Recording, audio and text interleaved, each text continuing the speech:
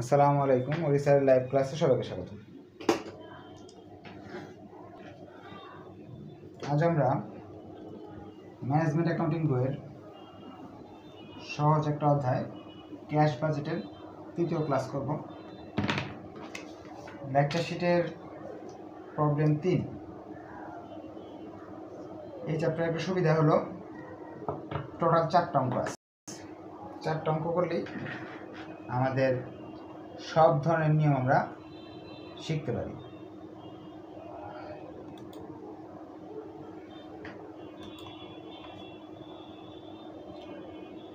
বলতেছে considering the following income statement prepare a cash budget of the Silverco for the month of June 2017। The Silverco Limited budget income statement for the month of June 2017. একটা বিশাল বড় income statement দেওয়া আছে, দিয়ে নিচে কিছু তথ্য বলছে, বলে আমাদের বলতেছে যে প্রিপেয়ার ক্যাশ বাজেট, জুন মাসের ক্যাশ বাজেটটা বানাও, অন্য কোনো মাসে না। যদি জুন মাসের ক্যাশ বাজেট বানাতে চাই তাহলে আমাকে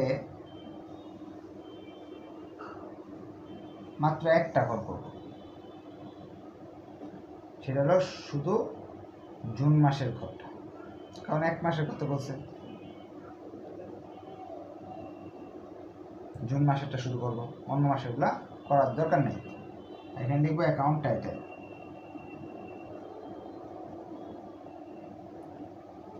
এখন আমরা এখানে অনেক বড় একটা প্রশ্ন, কিন্তু আমার এই প্রশ্ন থেকে সব কিছু আসবে না, কিছু আইটেম শুধু আসবে।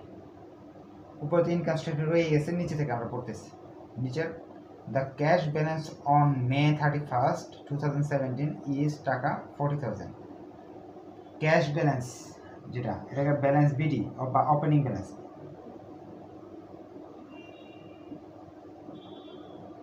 দেয়া আছে 40,000 টাকা। এরপরে আমরা পড়ে যাচ্ছি, sales proceeds are collected as follow.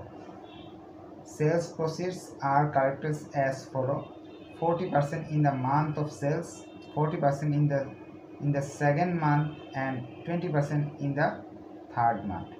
বলতেছে বিক্রি করলে ভেঙে ভেঙে টাকাটা পাই, আমরা একসঙ্গে পাই না।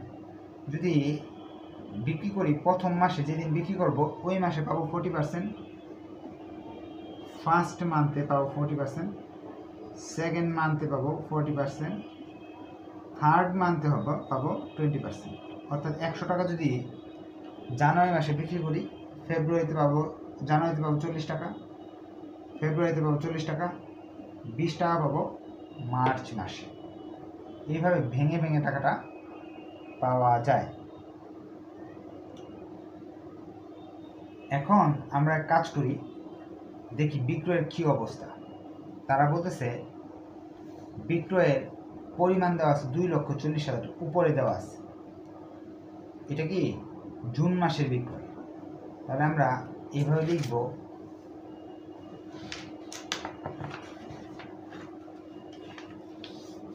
Cash receipt.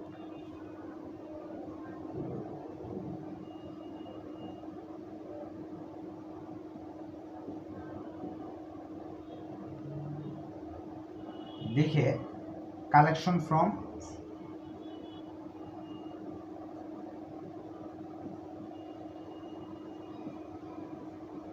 অ্যাকাউন্ট রিসিভেবল অথবা কাস্টমার অথবা ডেপ্টর্স। টাকাগুলো কীভাবে পাওয়া যায়? টাকাগুলো প্রথমে হলো জুন মাসে অঙ্ক করতেছি। জুন মাসে আমি বিক্রি করছি, টোটাল লেখা আছে এখানে 2,40,000 টাকা সেলস দেওয়া আছে। সেটার 40% পাবো, যে মাসে বিক্রি হয় সেই মাসের 40% পাওয়া যায়। সেই হিসাবে আসবে টাকা আমার 2,40,000-এর 40% 1,60,000 টাকা।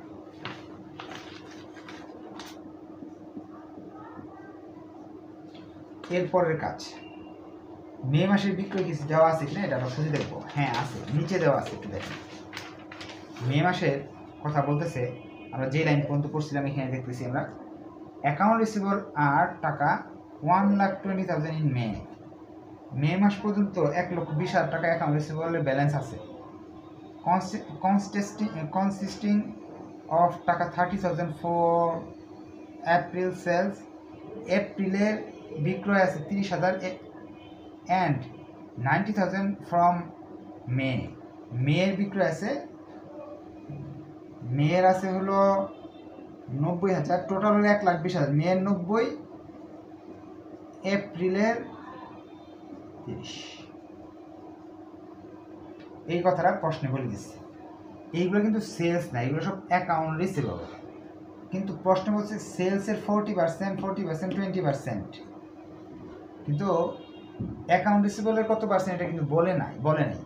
সেলস আর অ্যাকাউন্ট রিসিভেবলের মধ্যে একটু তফাৎ আছে। ধরেন আপনি 100 টাকার মাল বিক্রি করছেন, বিক্রয়ের 40 টাকা নগদ পেয়ে গেছেন, 60 টাকা আছে বকেয়া, এটা কিন্তু ক্যাশ সেল, আর এটা হলো অ্যাকাউন্ট রিসিভেবল। এটা অ্যাকাউন্ট রিসিভেবল আর এটা হলো ক্যাশ। চিন্তা করে দেখেন অ্যাকাউন্ট রিসিভেবল আর ক্যাশের মধ্যে তফাৎটা, সেলস এবং অ্যাকাউন্ট রিসিভেবলের তফাৎটা কি? এটা কিন্তু সেলস সমান সবসময় যে অ্যাকাউন্ট রিসিভেবল হবে এরকম না। সেলসের টাকা কিন্তু দুইটা ভাগে ভাগ হইতে পারে, একটা হলো নগদ আর একটা হলো বাকি। নগদটাকে বলে ক্যাশ, বাকিটা বলে অ্যাকাউন্ট রিসিভেবল। এখানে যে 90,000 টাকা বলে দিচ্ছে এটা কি সেলস না, বলে দিচ্ছে অ্যাকাউন্ট রিসিভেবল। আমি লাইনটা আবার পড়তেছি, এতটুকু বুঝলে অঙ্ক শেষ। এই অংশটাই কঠিন, আর কোনো অংশ কঠিন না। অ্যাকাউন্ট রিসিভেবল আর টাকা 1,20,000, অ্যাকাউন্ট রিসিভেবল আছে 1,20,000 ইন মে 31, 2017। মে মাসের 31 তারিখ পর্যন্ত মোট মাঠে 1,20,000 টাকা অ্যাকাউন্ট রিসিভেবল আছে। অ্যাকাউন্ট রিসিভেবল সেলস না, কিন্তু এটা কনসিস্টিং অফ 30,000 ফ্রম এপ্রিল, এই 1,20,000-এর মধ্যে 30,000 টাকা এপ্রিল মাসের, অ্যান্ড 90,000 ফ্রম মে, 90,000 মে মাসের। এখন এতটুকু বলছে, তাহলে সেল দেওয়া নাই, অ্যাকাউন্ট রিসিভেবল দেওয়া আছে। তো মে মাসের যে টাকাটা আছে, মে মাস যদি এটা হয়ে থাকে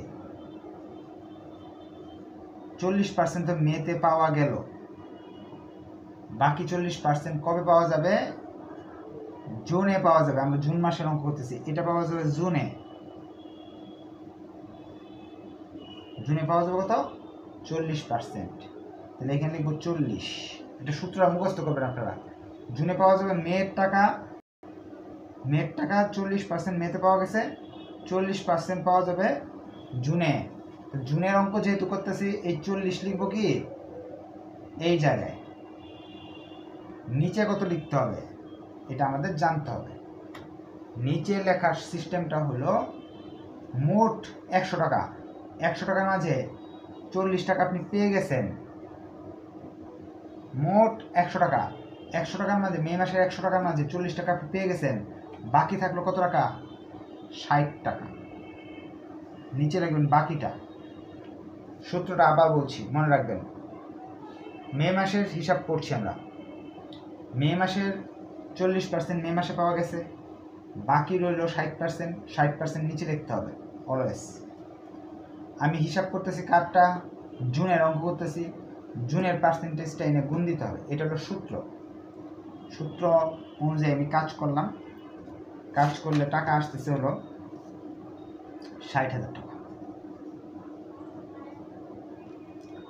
এপ্রিল মাসের জন্য কোনো হিসাবের প্রয়োজন নাই, শেষ মাস যেটা, যেমন আমি হিসাব দেখি, এপ্রিল মাসের যদি টাকাটা হয়ে থাকে, এপ্রিলের টাকা সরাসরি হবে। এপ্রিল মাসের অ্যাকাউন্ট রিসিভেবল এটা, এপ্রিল মাসে 40% পাইছেন, মেতে 40% পাইছেন। এখন যে 20% আছে এটার কোনো হিসাব দরকার নাই, সরাসরি যে 30,000 দেওয়া আছে প্রশ্ন, এটা লিখে ফেলবো। শেষ মাসের জন্য কোনো সূত্র বসানোর দরকার নাই। মাঝখানের মাস যে এপ্রিলটা, এটার জন্য আমি সবসময় সূত্র বসাবো। এটা মনে রাখলেই অঙ্ক 10 নাম্বার পেয়ে যাবে। এপ্রিলের অ্যাকাউন্ট রিসিভেবল 30,000 দেওয়া আছে, সরাসরি লিখে ফেলবো। লিখে আমরা যোগ বিয়োগ করে এখানে যা আছে তা লিখতেছি।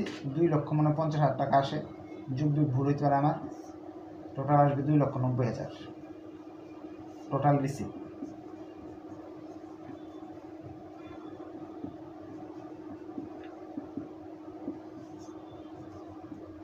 এখন পেমেন্টগুলো খুঁজে বের করে অঙ্ক করলেই শেষ। পেমেন্টগুলো অনেক ইজি। পেমেন্টের মধ্যে প্রথম বলছে the company page 25% of purchase during the month of purchase. যেই মাসে ক্রয় করা হয় সেই মাসে 25% দিয়ে দিতে হয় নগদ। তাহলে আমি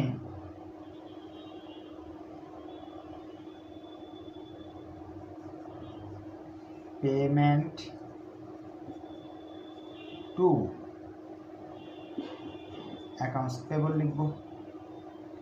লিখে আমি 25% টাকা এখন দিতে হয়, এই মাসে পারচেজটা খুঁজে বের করবো। প্রশ্নে যায় আমাদের যে উপরে প্রশ্ন আছে সেখানে যে পারচেজ শব্দটা খুঁজে বের করবো।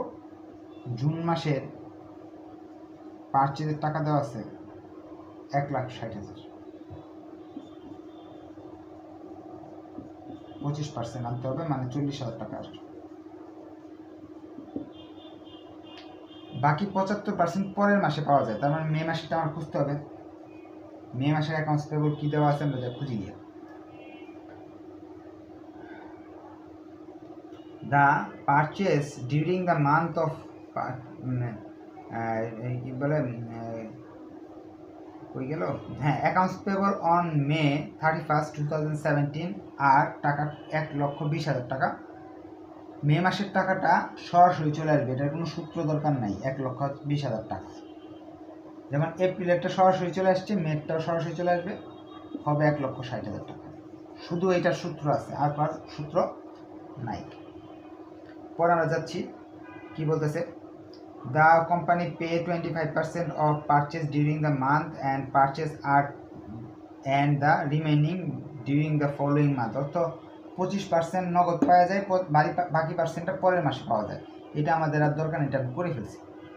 All operating expense require cash and paid during the month of recognition. বলছে যতগুলো বাকি খরচ যতগুলো আছে সবগুলো খরচ নগদে হয়, বাকিতে না। যেমন কি কি আছে, ওয়েজেস আছে, খরচগুলো আমরা দেখতেছি। এবং ওয়েজেস নগদে হয়, ওয়েজেসের টাকা সরাসরি লিখে ফেললাম 2,500, 25,000 টাকা। ওয়েজেসের টাকা সরাসরি লিখে ফেলতে হবে। এরপর দেওয়া আছে আমাদের ইউটিলিটি সরাসরি, বাকি সব খরচ সরাসরি আসবে বলেছে। ইউটিলিটি এক্সপেন্স আছে 5,000 টাকা। এরপর আছে অ্যাডভার্টাইজমেন্ট সরাসরি চলে আসবে, অ্যাডভার্টাইজমেন্টের টাকা। অ্যাডভার্টাইজমেন্ট টাকা আছে 7,000 টাকা। ডিপ্রিসিয়েশন আসবে না, কেন অবচয় কিন্তু নগদে হয় না, বাকিতে হয়। ডিপ্রিসিয়েশন টাকা চলে আসবে 3,000 টাকা। এরপর আছে অফিস এক্সপেন্স, সরাসরি চলে আসবে অফিস এক্সপেন্স, টাকা দেওয়া আছে অফিস এক্সপেন্সে 3,000 টাকা, 4,000 টাকা সরাসরি চলে আসবে। ইন্স্যুরেন্সেরটাও সরাসরি আসতো, কিন্তু নিচে কি লিখছে লাস্ট লাইনে, however insurance is paid annually in December মাসে ইন্স্যুরেন্সের টাকা দিতে হয়। তাহলে আমি তো ডিসেম্বর মাসে হিসাব করতেছি না, আমি তো করতেছি জুন মাসে, তাহলে ইন্স্যুরেন্সের টাকাটা আসবে না। সব যোগ করলাম আমরা, এই সব যোগফল নামায় ফেললাম আমরা। যোগফল আসতেছে সবগুলো এক্সপেন্সের যোগফল 2,01,000 টাকা আসতেছে। সবগুলো এক্সপেন্সের যোগফল 2,01,000 টাকা।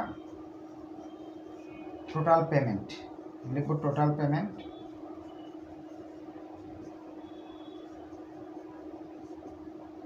টোটাল রিসিপ্ট থেকে টোটাল পেমেন্ট বাদ দিয়ে দিব, চলে আসবে ব্যালেন্স সিডি।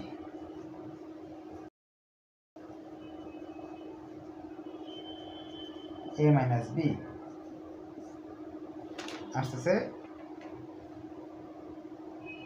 এটা মনে হয় 2,90,000 থেকে বাদ দিয়ে যেটা থাকবে সেটাই আর কি। আমি চেক করে দেখি, ছিল 40,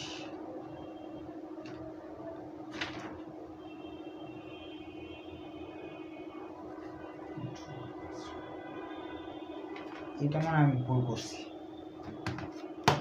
2,40,000 টাকার 2,40,000-এর 40%,